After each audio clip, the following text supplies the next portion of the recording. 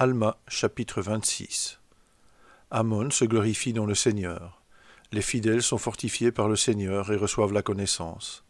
Par la foi, les hommes peuvent amener des milliers d'âmes au repentir. Dieu a tout pouvoir et comprend tout. Vers -90, -77 avant Jésus-Christ. Et maintenant, voici les paroles d'Ammon à ses frères qui disent ceci. Mes frères de sang et mes frères en la foi, voici, je vous le dis, comme nous avons lieu de nous réjouir. Car aurions-nous pu penser, lorsque nous sommes partis du pays de Zarahemla, que Dieu nous aurait accordé d'aussi grandes bénédictions ? Et maintenant, je vous le demande, quelle grande bénédiction nous a-t-il conférée ? Pouvez-vous le dire ? Voici, je réponds pour vous, car nos frères, les Lamanites, étaient dans les ténèbres, oui, dans l'abîme le plus sombre. Mais voici, combien d'entre eux sont amenés à contempler la lumière merveilleuse de Dieu ? Et c'est là la bénédiction qui nous a été conférée. Nous sommes devenus des instruments entre les mains de Dieu pour réaliser cette grande œuvre. Voici, des milliers d'entre eux se réjouissent et ont été amenés dans la bergerie de Dieu. Voici, le champ était mûr, et vous êtes bénis, car vous avez lancé la faucille, et vous avez moissonné de toutes vos forces. Oui, vous avez travaillé tout le jour, et voyez le nombre de vos gerbes. Et elles seront rassemblées dans les greniers, afin de ne pas être gaspillées. Oui, elles ne seront pas couchées par la tempête au dernier jour. Oui, elles ne seront pas non plus déchirées par les tourbillons, mais lorsque la tempête viendra, elles seront rassemblées en leur lieu propre, afin que la tempête ne puisse pénétrer jusqu'à elles. Oui, elles ne seront pas non plus chassées par des vents impétueux, là où l'ennemi trouve bon de les transporter. Mais voici, elles sont entre les mains du Seigneur de la moisson, et elles lui appartiennent, et il les ressuscitera au dernier jour. Béni soit le nom de notre Dieu, chantons ses louanges, oui, rendons grâce à son saint nom, car il accomplit ce qui est juste à jamais. Car si nous n'étions pas montés hors du pays de Zarahemla, ceux-ci qui sont nos frères tendrement aimés, qui nous ont si tendrement aimés, auraient toujours été tenaillés par la haine à notre égard, oui, et ils auraient aussi été étrangers à Dieu. Et il arriva que lorsqu'Ammon eut dit ces paroles, son frère Aaron le réprimanda, disant « Ammon, je crains que ta joie ne t'entraîne à te vanter. » Mais Ammon lui dit « Je ne me vante pas de ma force, ni de ma sagesse, mais voici, ma joie est pleine. Oui, mon cœur déborde de joie, et je me réjouirai à cause de mon Dieu. Oui, je sais que je ne suis rien. Pour ce qui est de ma force, je suis faible, c'est pourquoi je ne me vanterai pas de moi-même, mais je me vanterai de mon Dieu, car avec sa force je peux tout faire. Oui, voici, nous avons accompli dans ce pays beaucoup de grands miracles, pour lesquels nous louerons son nom à jamais. Voici, combien de milliers de nos frères n'a-t-il pas délié des souffrances de l'enfer ? Et ils sont amenés à chanter l'amour rédempteur, et cela à cause du pouvoir de sa parole qui est en nous. N'avons-nous donc pas tout lieu de nous réjouir ? Oui, nous avons lieu de le louer à jamais, car il est le Dieu très haut, et a délié nos frères des chaînes de l'enfer.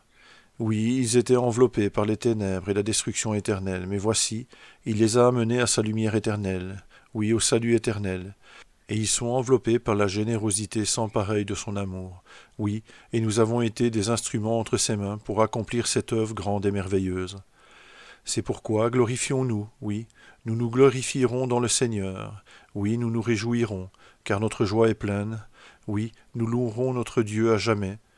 Voici qui peut trop se glorifier dans le Seigneur. Oui, qui peut en dire trop sur sa grande puissance et sur sa miséricorde, et sur sa longanimité à l'égard des enfants des hommes. Voici, je vous le dis, je ne peux pas dire la plus petite partie de ce que je ressens.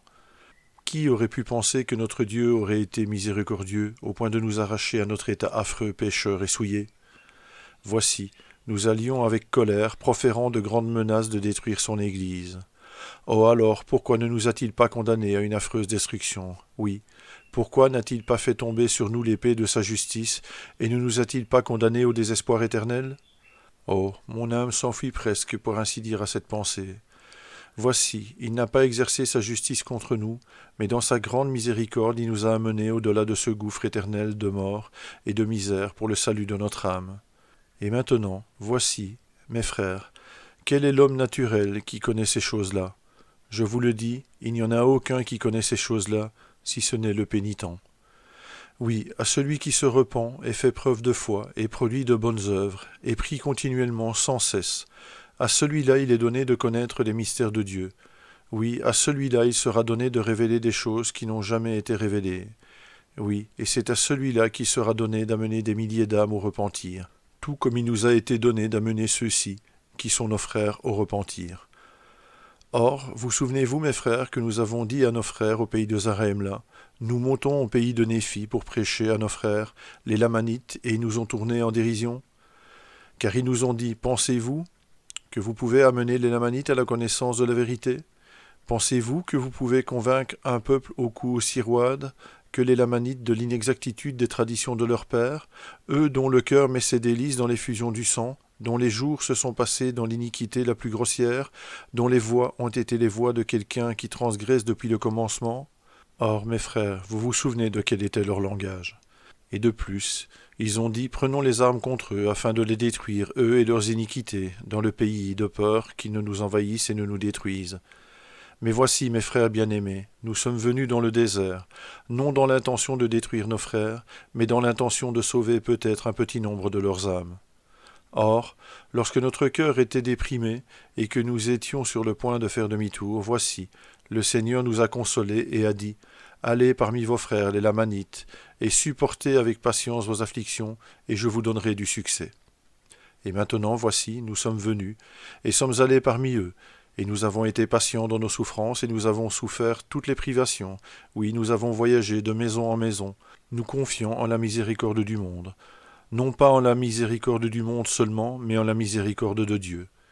Et nous sommes entrés dans leurs maisons, et les avons instruits, et nous les avons instruits dans leurs rues, oui, et nous les avons instruits sur leurs collines, et nous sommes aussi entrés dans leurs temples et leurs synagogues, et les avons instruits, et nous avons été chassés, et on s'est moqué de nous, et on a craché sur nous, et on nous a frappés aux joues, et nous avons été lapidés, et pris et liés de fortes cordes, et jetés en prison. Et par le pouvoir et la sagesse de Dieu, nous avons encore été délivrés. Et nous avons souffert toutes sortes d'afflictions, et tout cela afin d'être peut-être le moyen de sauver quelques âmes, et nous pensions que notre joie serait pleine si nous pouvions peut-être être le moyen d'en sauver quelques-unes. Or voici, nous pouvons étendre nos regards et voir les fruits de nos travaux. Et sont-ils peu nombreux? Je vous le dis non, ils sont nombreux, oui, et nous pouvons témoigner de leur sincérité à cause de leur amour envers leurs frères et aussi envers nous. Car voici, ils ont préféré sacrifier leur vie plutôt que d'ôter la vie à leurs ennemis, et ils ont enterré leurs armes de guerre profondément dans la terre à cause de leur amour pour leurs frères. Or, voici, je vous le dis, y a-t-il eu un aussi grand amour dans tout le pays? Voici, je vous dis que non, il n'y en a pas eu, même parmi les Néphites. Car voici, ils prendraient les armes contre leurs frères, ils ne souffriraient pas qu'on les tuât, mais voici combien de ceux-ci ont donné leur vie. Et nous savons qu'ils sont allés à leur Dieu à cause de leur amour et de leur haine du péché. Alors, n'avons-nous pas lieu de nous réjouir? Oui, je vous le dis, il n'y a jamais eu d'homme qui ait eu autant lieu de se réjouir que nous depuis le commencement du monde. Oui, et je suis transporté de joie, au point de me vanter de mon Dieu, car il a tout pouvoir, toute sagesse et toute intelligence, il comprend tout, et il est un être miséricordieux pour le salut, pour ceux qui se repentent et croient en son nom. Or, si c'est là se vanter, alors je me vanterai, car c'est là ma vie et ma lumière, ma joie et mon salut et ma rédemption, d'une misère éternelle. Oui, béni est le nom de mon Dieu, qui s'est souvenu de ce peuple, qui est une branche de l'arbre d'Israël, qui a été perdu loin de son tronc dans un pays inconnu. Oui, je le dis, béni soit le nom de mon Dieu, qui s'est souvenu de nous, errant dans un pays inconnu. Or, mes frères, nous voyons que Dieu se souvient de tous les peuples, dans quelque pays qu'il soit. Oui, il dénombre son peuple, et ses entrailles de miséricorde sont sur toute la terre. Or, c'est cela ma joie, et mes grandes actions de grâce, oui, et je rendrai grâce à mon Dieu à jamais. Amen.